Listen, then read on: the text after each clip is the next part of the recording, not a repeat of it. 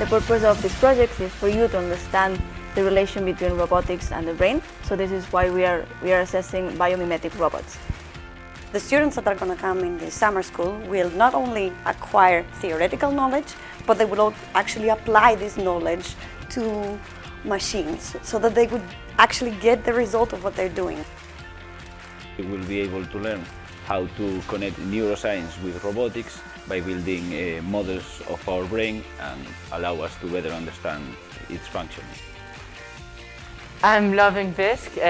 It's been a really good experience for me. I think it's opening my mind a lot, and I'm really enjoying my experience and my time here.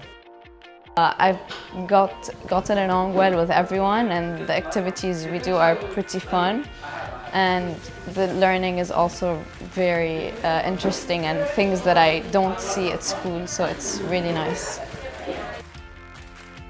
BIYSC is great. You get to meet really great individuals, you get to collaborate with a lot of different people, and you get to exchange experience and knowledge in a very nice ambience. So I think what more can you ask? You got neuroscience and robotics all together. What else do you want? Join us and be part of the future of robotics. BIYSC!